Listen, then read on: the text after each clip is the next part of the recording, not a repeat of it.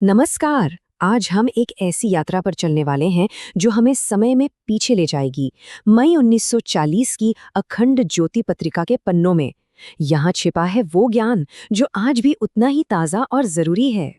तो चलिए इस सफर की शुरुआत करते हैं महात्मा सच्चे बाबा की एक बहुत ही गहरी सीख के साथ। ये वो नींव है जिस पर हम अपनी आगे की समझ को बनाएंगे।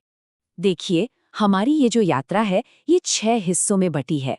हम जीवन के बुनियादी सवालों से शुरू करेंगे और फिर धीरे धीरे ब्रह्मांड के बड़े रहस्यों की ओर बढ़ेंगे। तो सबसे पहले बात करते हैं उस एक सवाल की जो असल में हर तरह की आध्यात्मिक खोज की जड़ में होता है। सोचिए, ये पत्रिका सीधे हमसे पूछ रही है, किधर जा रहे हो? ये एक ऐसा सवाल है जो हमें रोककर सोचने पर मजबूर कर देता है कि भाई हमारी जिंदगी की दिशा क्या है, इसका असली मकसद क्या है। अब आगे बढ़ते हैं और समझते हैं आत्म अनुशासन के उन सिद्धांतों को जिन्हें किसी भी तरह की तरक्की के लिए एक मजबूत नींव की तरह बताया गया है। और इसी में सबसे पहले आता है ब्रह्मचर्य यानी सेल्फ कंट्रोल का सिद्धांत। ये सिर्फ शारीरिक संयम की बात नहीं है, बल्कि अपने विचारों, अपने शब्दों, अपनी पूरी ऊर्जा को सही दिशा में लगाने की कला है। यहाँ एक बहुत ही सीधा और कह सकते हैं कि एक तीखा सवाल सामने रखा गया है कि हमारे हर दिन के काम ही ये तय करते हैं कि हम असल में अच्छाई के साथ खड़े हैं या बुराई के। और इसी से जुड़ी एक बहुत ही सीधी सी सलाह है कि अपने आध्यात्मिक लक्ष्य पर टिकी रहने के लिए छोटे मोटे लालच और प्रलोभनों से ऊपर उठना बहुत जरूरी है। असली ताकत तो इसी में है।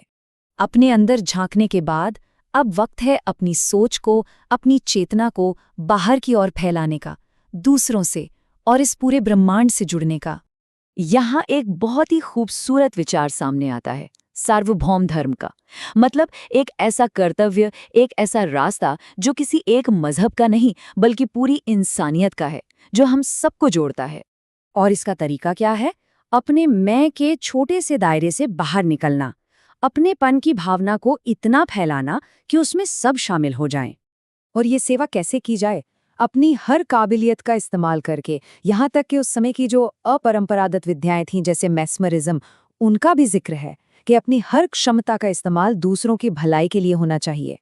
तो अब बात करते हैं कुछ प्रैक्टिकल तरीकों की जिनसे हम अपनी दिमागी और शारीरिक ताकत को बढ़ा सकते हैं। जैसे कि याददाश्त यानी मेमोरी को बढ़ाने के लिए यहाँ 3 स्टेप्स बताए गए हैं। पहला, फोकस करना, फिर उसे धारण करना और फिर सही समय पर उसे याद करना। मतलब ये कोई जादू नहीं बल्कि एक कला है जिसे सीखा जा सकता है।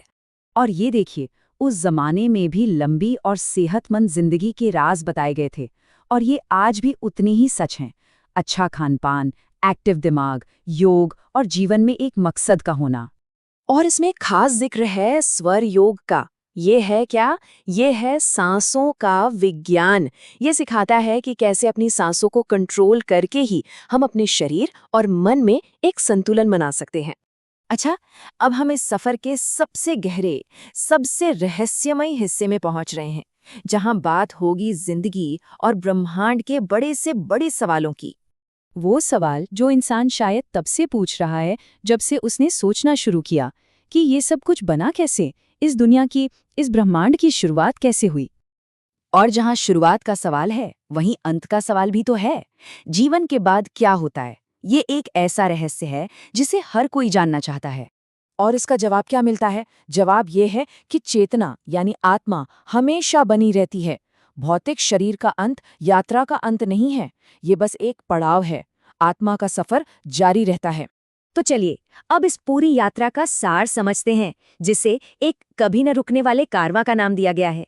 एक ऐसा कारवां जिसके हम सब मुसाफिर हैं। तो इस पूरे सफर का निचोड़ क्या है? संदेश साफ है कि जिंदगी एक लगातार चलने वाली यात्रा है और इस यात्रा को सार्थक बनाने के लिए हमें खुद पर अनुशासन रखना है, अपनी सोच को बड़ा करना है, अपने मन शरीर को साधना है, दूसरों की सेवा करनी है और उस अनंत शक्ति पर चिंतन करना। और आखिर में ये यात्रा हमें वापस उसी एक सवाल पर ले आती है जहां से सब कुछ शुरू होता है, मैं क्या हूं? और इस सवाल का जवाब किसी किताब में नहीं बल्कि हर किसी को अपने अंदर खोजना है।